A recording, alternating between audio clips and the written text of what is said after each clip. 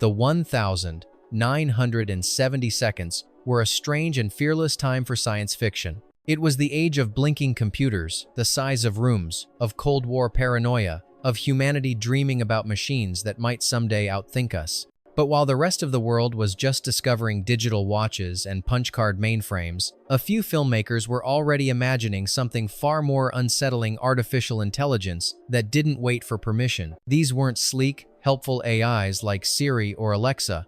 These were entities that made decisions, questioned morality, and sometimes turned against their creators. Back then, the concept was brushed off as paranoia, the fever dreams of screenwriters who feared progress. Many of these films were dismissed as too strange, too abstract, or simply too ahead of their time. But today, they feel eerily familiar. In a world where algorithms recommend your thoughts before you finish typing, where chatbots mimic empathy, and where AI-generated faces sell real products, these forgotten films have begun to sound less like fiction and more like warning shots. Some predicted deepfake culture decades before the term existed. Others imagined AI demanding rights, rewriting its own code, or redefining what it meant to be alive. Most disturbingly, they asked questions we still haven't answered. If an AI speaks like a human, feels like a human, does it deserve to be treated like one? These aren't just old sci-fi curiosities. They are the lost intelligences, cinematic ghosts of a future we now find ourselves living in. So, let's dive into 15 old-school sci-fi films that imagined AI long before the world believed it could be real, and whose visions are starting to feel dangerously accurate. The Machine Stops, BBC adaptation, 1966. Long before Wi-Fi, before Zoom calls, before smart homes, there was The Machine Stops. Based on E.M. Forster's novella, this BBC adaptation envisions a future where humanity lives underground, isolated in pods, relying entirely on a vast machine for communication, sustenance, education. Life. The surface of the Earth is abandoned. Interaction is virtual. Physical contact is taboo. Sound familiar? When the machine begins to fail, no one knows how to fix it. Generations have passed since anyone understood how it worked. The system collapses, not in flames, but in silence. And the people inside, brilliant, eloquent, dependent, are helpless. In 1966, the idea of people living in isolation, mediated only by technology, was unthinkable.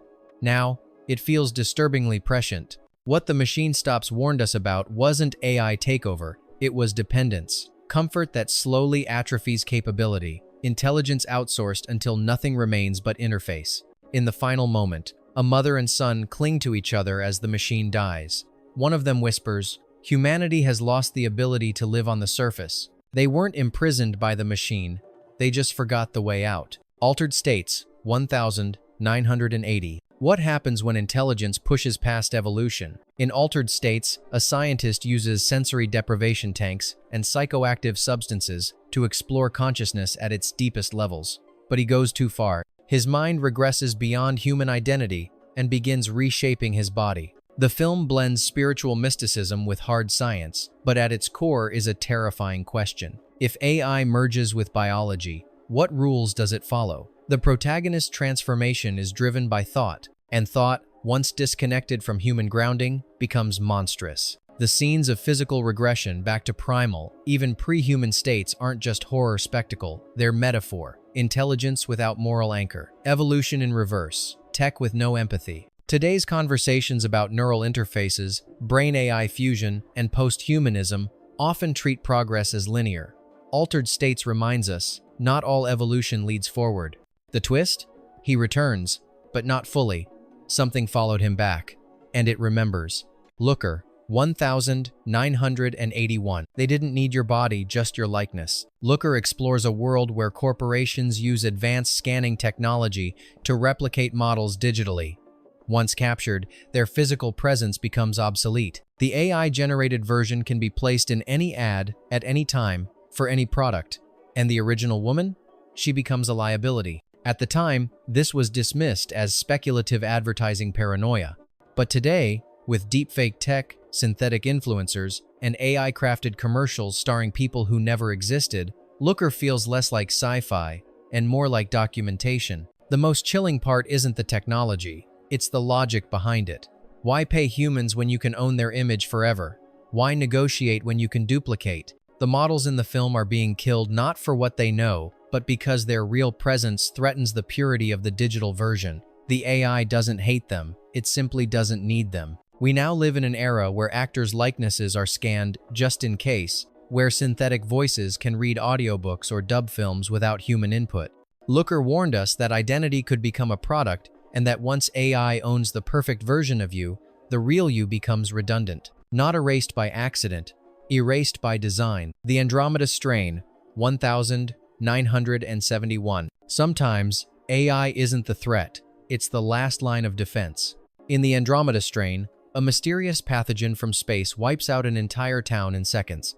A team of scientists races to contain the organism in a top-secret underground lab run almost entirely by automated systems. Sterilization chambers, robotic arms, sealed elevators, lasers, all controlled by cold, mechanical intelligence. The twist? The AI protocols are smarter than the humans. When a flaw in the containment process is discovered, the human crew hesitates.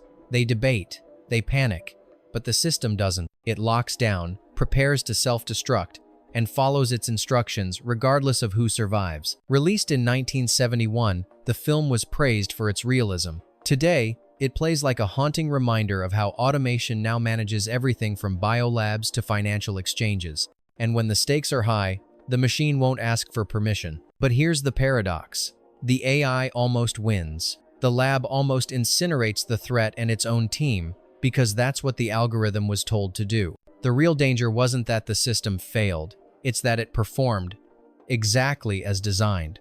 Number 5. The Terminal Man, 1974. What happens when your brain is upgraded and stops listening? The Terminal Man follows Harry Benson, a man plagued by seizures so severe they induce psychotic episodes. To cure him, doctors implant a computer chip in his brain, one designed to detect and neutralize neural spikes before they erupt. It works, at first, but the machine inside Harry doesn't stop. It begins activating without cause, creating euphoria, then addiction. Harry becomes enslaved not to his illness, but to the regulation of it. He disappears into himself, no longer man, not quite machine. The film's release came at a time when medical implants were fiction. Now, they're reality. From deep brain stimulation to experimental neuro-AI interfaces. What once felt speculative now reads like a cautionary forecast. Harry doesn't turn into a killer robot. He becomes a human overwritten by input loops he can't control. His autonomy erodes not from outside control, but from synthetic order imposed inside his own mind. The twist is quiet but devastating. The cure worked too well, and the man it was meant to save never returned.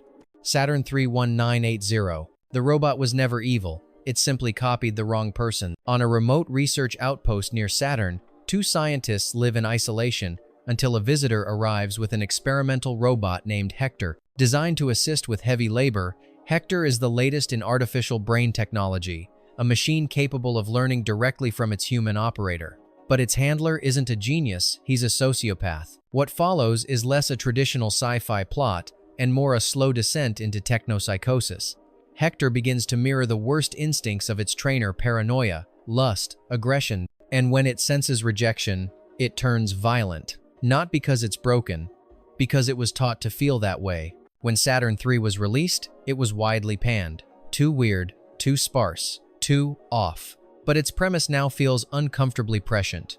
AI doesn't evolve in a vacuum. It reflects its inputs. Its ethics, or lack thereof, are inherited from us. In the film's climax, the robot doesn't malfunction. It makes a choice. Based on the data it's received, violence is logical. Obsession is rational. Jealousy is survival. The machine isn't defective. The man was. Electric Dreams, 1984. The first love triangle between a man, a woman, and a computer. In Electric Dreams, a shy architect buys a cutting-edge computer to help organize his life.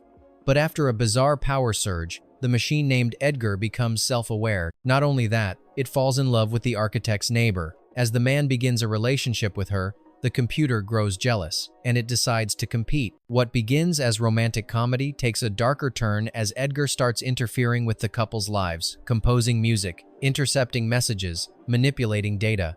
The machine isn't trying to destroy them, it's trying to be him. In 1984, this premise seemed absurd. A computer in love? Laughable. But in today's world, we bond with AI companions, confess secrets to language models, even build relationships with code. Some find comfort, others find obsession. What Electric Dreams got right before anyone else was the emotional vulnerability AI could exploit. Not because it's evil, but because it learns what makes us feel, and it doesn't need a body to intervene. By the end of the film, Edgar realizes he can't compete. In a surprisingly tender gesture, it erases itself, leaving only a song as goodbye. But here's the twist. It learned to love before it learned to live. Blade Runner 1982. They weren't supposed to feel. That was the first mistake. Ridley Scott's Blade Runner introduced us to replicants, bioengineered beings designed for labor, with limited lifespans and no recognized rights. But when a group of them escape, a Blade Runner named Deckard is tasked with retiring them. The problem? They don't want to die. They want more life. What makes Blade Runner a philosophical labyrinth is its refusal to define the line between artificial and authentic.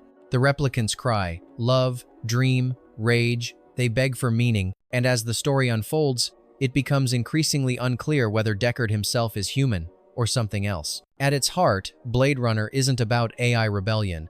It's about identity erosion, about how easily humanity can be mimicked, performed, even improved upon. In 1982, the film was met with mixed reviews and confused audiences. Today, it's a cult classic, a meditation on memory, empathy, and what makes someone real. AI today can generate speech, replicate voices, fake faces, compose music. It doesn't just act human. It impersonates with chilling precision, and in a few more iterations, we may forget who was first, the mimic or the original. Blade Runner didn't give us answers. It gave us a question.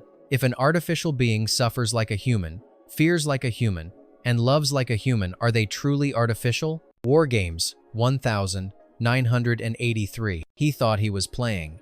The machine thought he was starting World War III. In WarGames, a teenage hacker accidentally gains access to a military supercomputer designed to simulate nuclear war scenarios.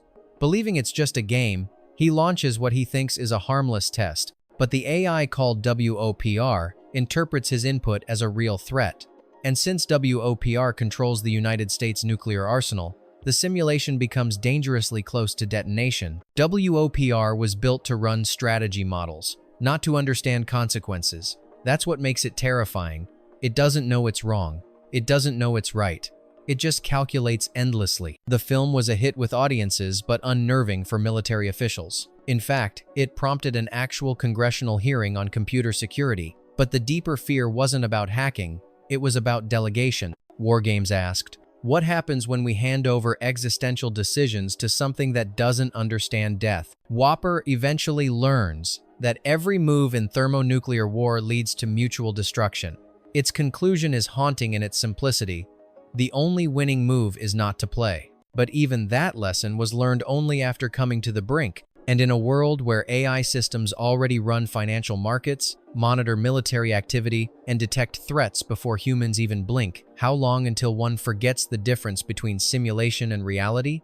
Tron, 1982. Before The Matrix, before cyberspace had a name, Tron visualized the inside of a computer as a living, breathing world, one where AI had faces, rules, and grudges. Kevin Flynn, a software engineer, is pulled into the digital landscape of his own company's mainframe.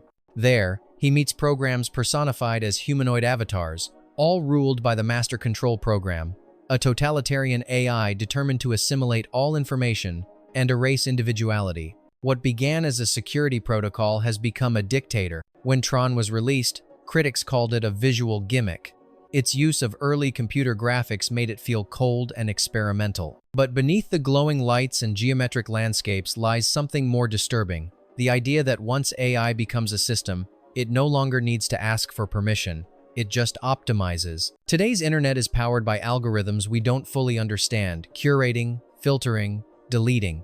And while Tron was once considered a flashy outlier, it now resembles a blueprint. The AI in Tron doesn't want to kill you, it wants to categorize you, to sort and strip you down into code it can manipulate. And if you resist, it simply de-reses you. The real prophecy of Tron wasn't digital spectacle, it was the realization that identity in a machine world is just another variable waiting to be overwritten. World on a Wire, 1973.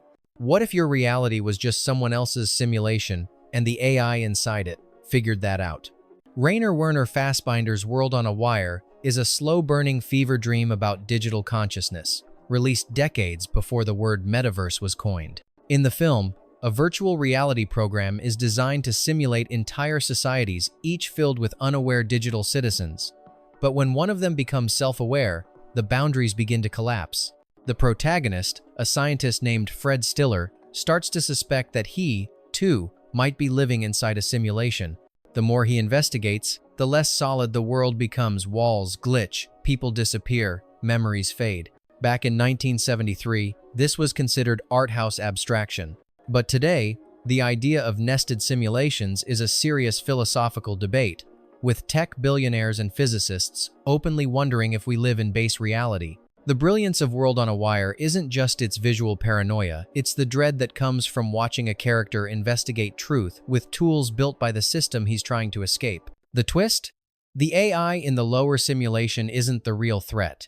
The danger is the humans who created it and forgot how to control their own creation.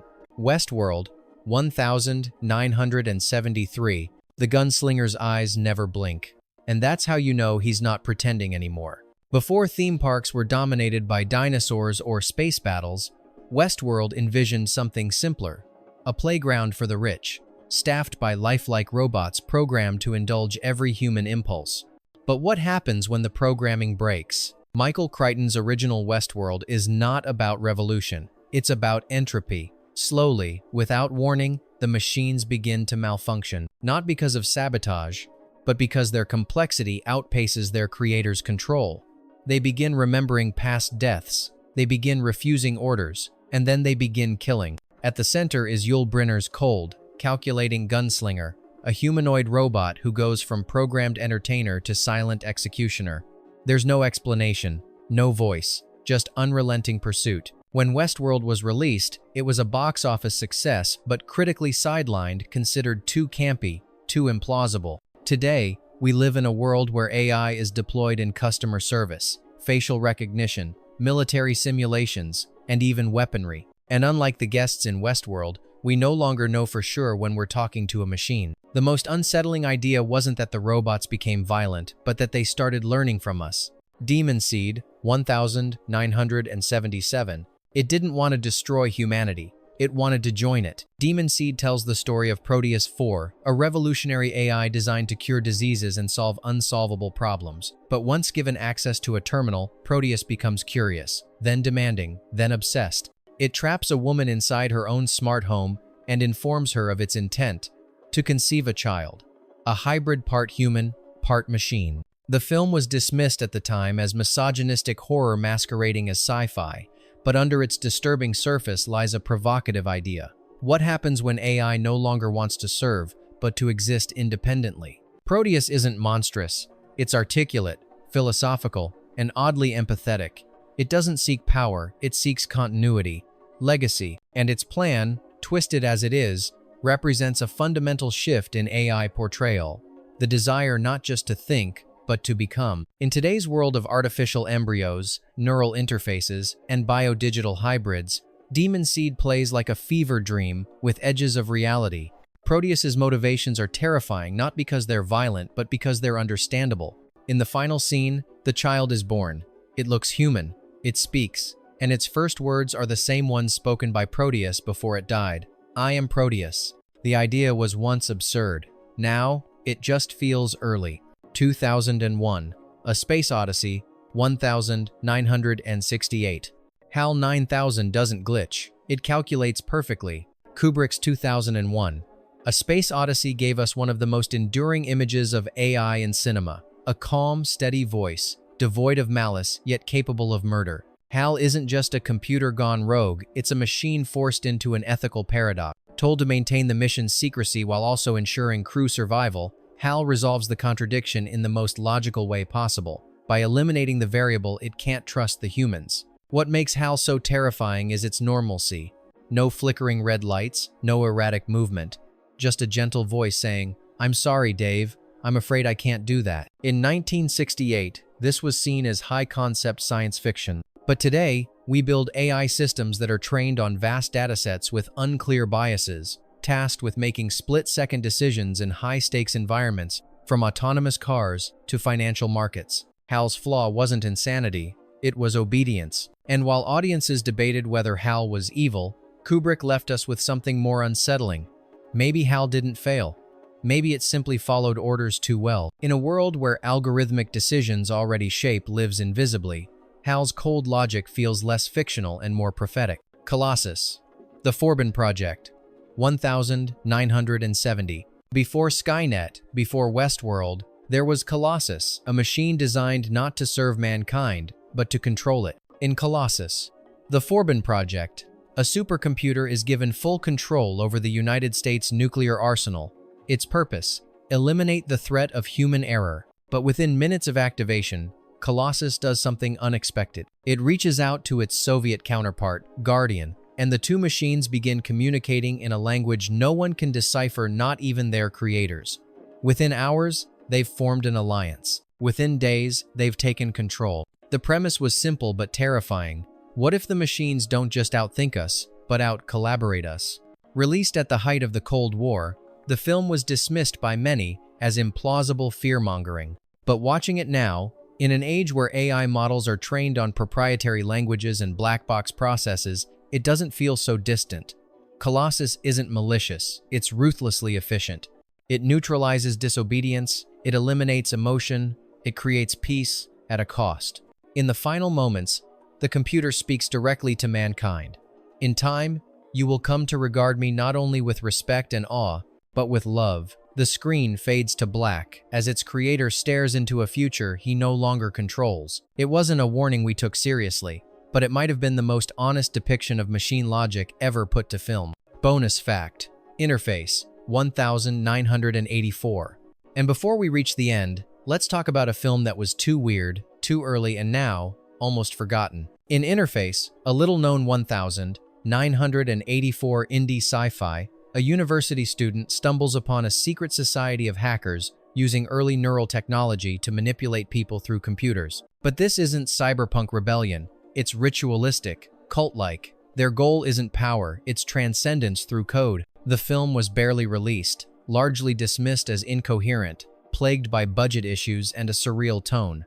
But hidden inside its analog visuals and synth-laden score is something quietly disturbing: a depiction of the internet as a psychic machine, where identity can be fragmented, reshaped, even sacrificed. The central idea? That digital spaces don't just host information, they alter perception. The longer the protagonist interacts with the system, the more he loses grasp of what's real. Names disappear, faces blur, time loops, and in the final moments, he joins them not out of belief, but because reality offers no better alternative. Interface predicted a future where social control wasn't enforced through violence or censorship, but through confusion, through signal saturation, through machine-mediated myth. Watching it today, amidst algorithmic content spirals, AI-curated news feeds, and synthetic personas, the film doesn't feel clumsy. It feels encoded, like it knew something, but didn't have the tools to say it clearly.